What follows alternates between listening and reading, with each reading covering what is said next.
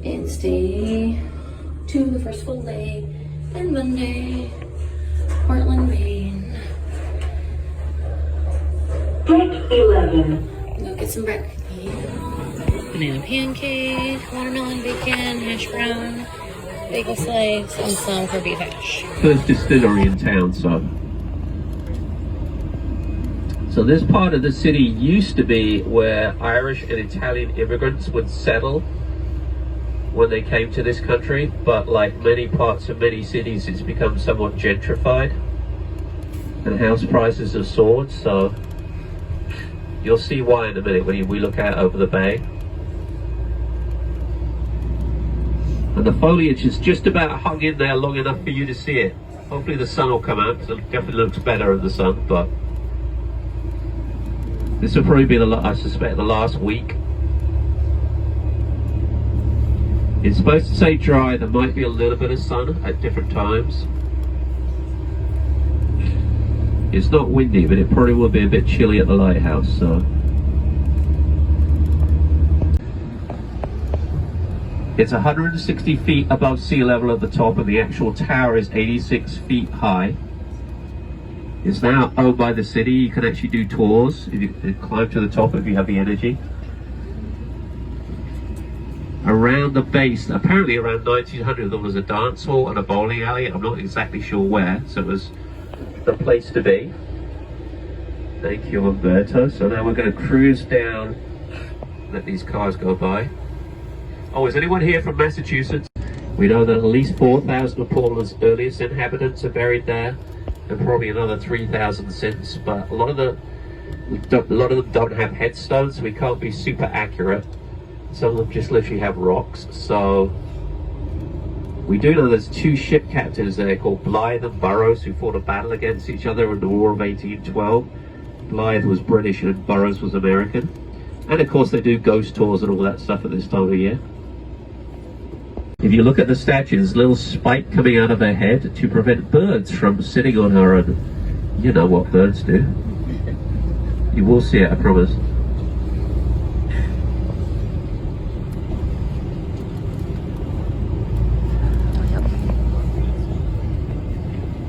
Have enough money to put up a monument to him, so local school children donated, pennies and nickels and dimes, which is probably quite a bit of money to them in 1891, and I think eventually shamed the city into putting the monument up, and their names are in a canister which is somewhere in the base of that statue. Isn't that sweet? I think it's off to the left because apparently someone actually went the wrong way the other day on another tour. Not quite sure how it happened. Very quiet. Wow, there's hardly any cars and we're the only bus at the moment. So what you do, we'll stop at this stop sign. We've got to drive around the parking lot, so we park. Just follow the path down to the left there. It's all paved, see it? And that'll take you all the way down to the lighthouse.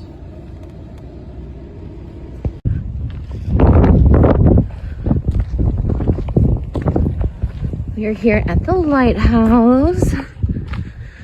Know that the bathrooms are porta potties. That's always special. I heard some people complain about Rill's excursions and kind of the organization of them. I thought it was pretty easy this morning. We went to the Pacifica Theater, we checked in, we got our tickets and a sticker. It's kind of like, when Disney gives you the character sticker, but this was just a number, and you go sit with your group in that number. And then they eventually released groups, not in numeric order, but they released the groups, and you walk together, you get on your bus, and there you go. I thought it was pretty simple. So far, our tour guide, his name is Andrew, and he's pretty good.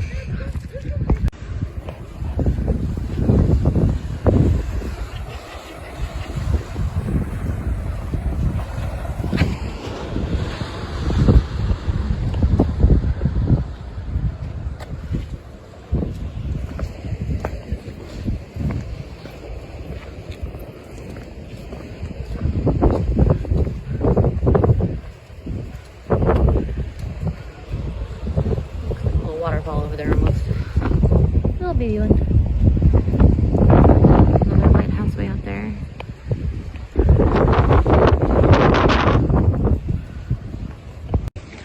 So Longfellow would walk from Maine, like from Portland to here, which is not a short walk.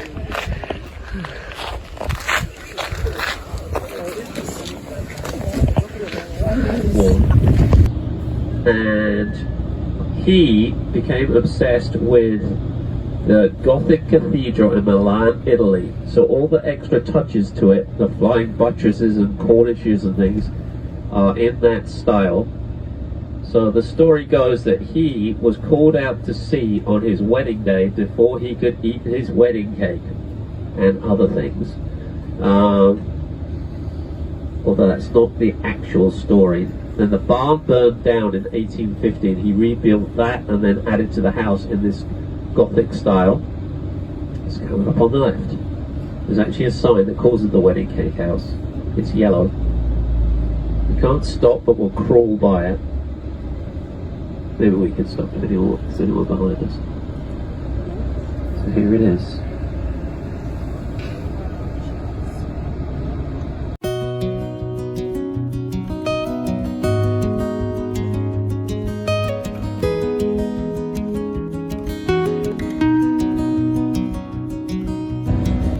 Maybe all the way down to York.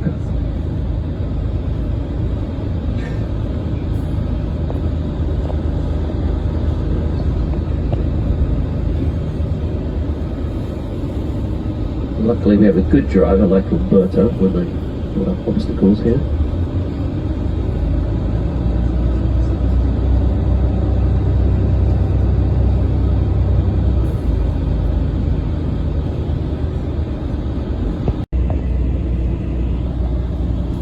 Then, once these bushes are out of the way, get it? Bushes.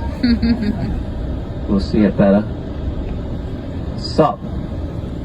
We know the biggest cottage, the one furthest out, that's where George and Barbara stayed, and now where George and Laura stay. I know there's a cottage on the estate that Jeb Bush owns. I know there's one that Neil Bush owns. I know the Secret Service stay in several of the other buildings. Looks like there's things going on because there's quite a few cars there.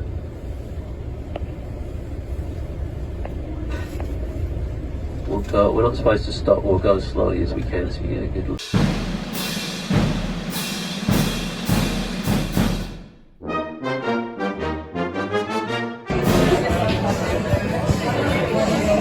Highroller Lobster Company. Alright. Grubber, soups and salads, desserts, lots of fun cocktails, spirits, soft drinks, of course lobster.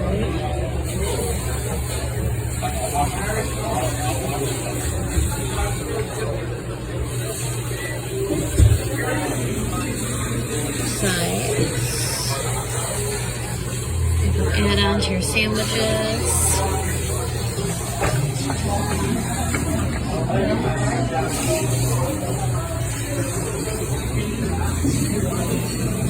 And then you either go up to the counter or you scan the QR code to order.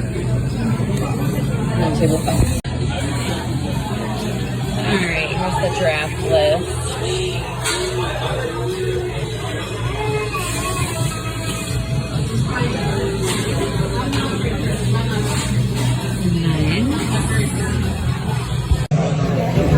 I got the half lobster roll and their fries, which have the bay seasoning on them. And then a pop. Bigger of a towel animal this time. It looks like a little penguin.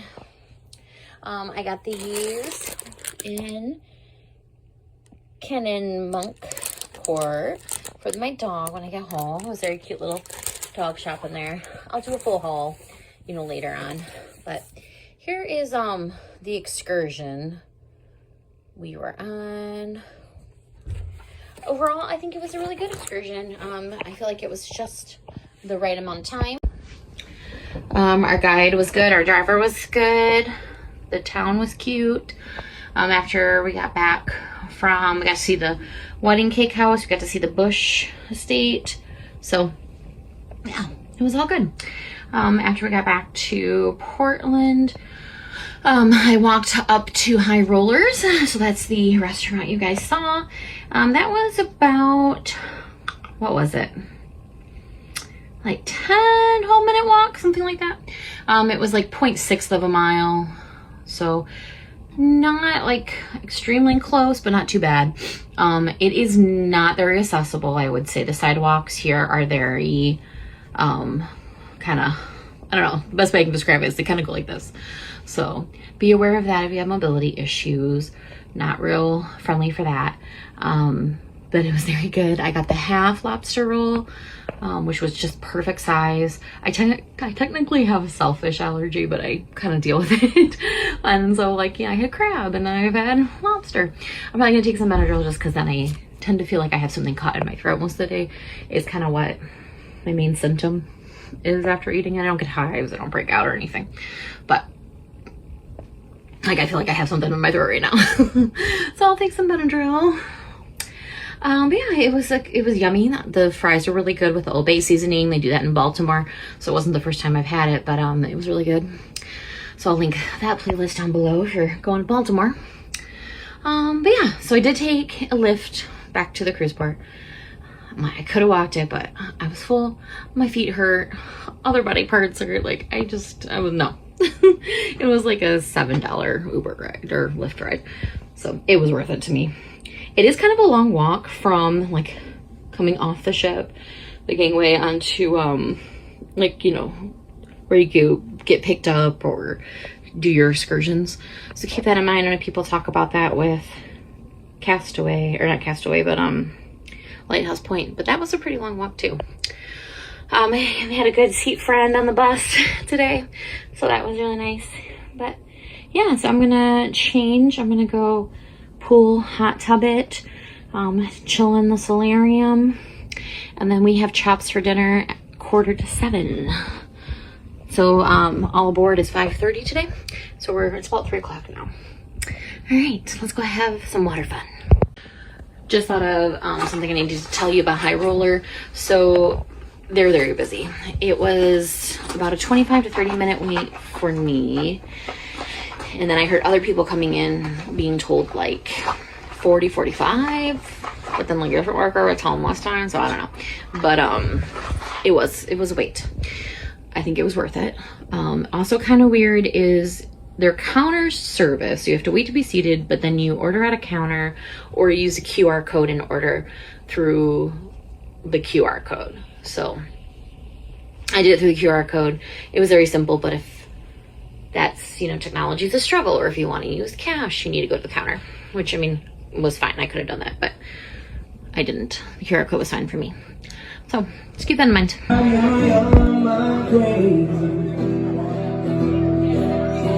When you miss your everything,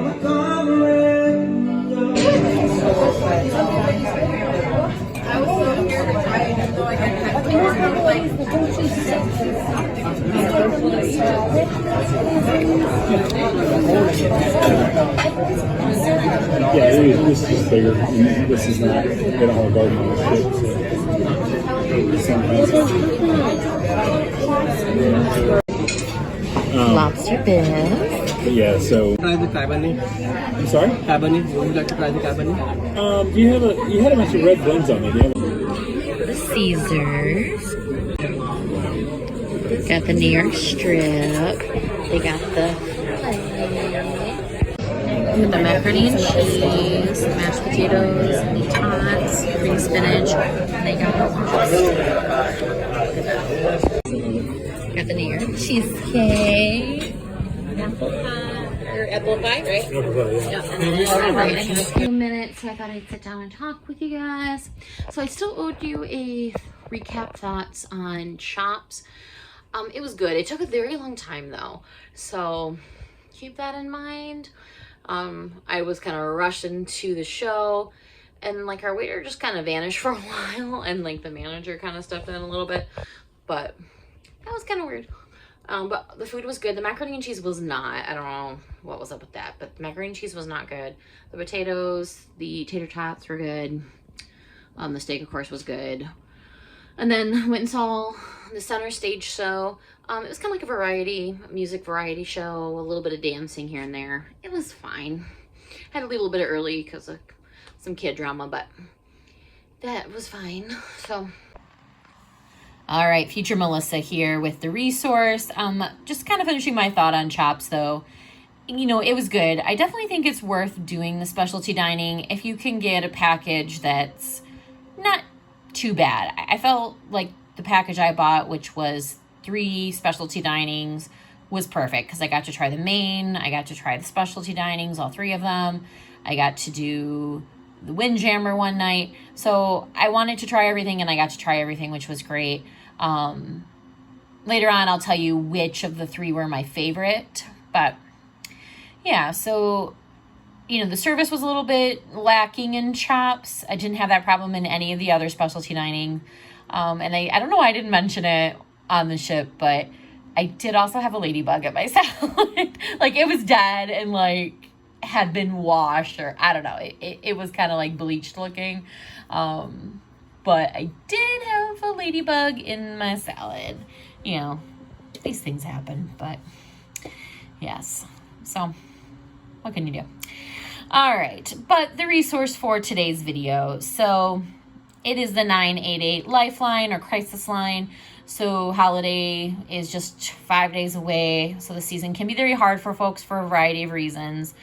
So if you find yourself having a difficult time during this holiday, you can dial 988 and speak with a crisis counselor. You don't have to be suicidal to call the Lifeline. You could just be feeling a little down, a little emotional, and need someone to process those thoughts and feelings with. So don't think that you have to quite be to the point of crisis to call, okay? So you can also text or chat if you prefer to use those means instead of a phone call. But let me know if you have any questions for those that celebrate. I hope you have a good Christmas. And right now we're in Hanukkah, so happy Hanukkah. And make sure you subscribe to see the next part of the Royal Caribbean adventure. Thank you.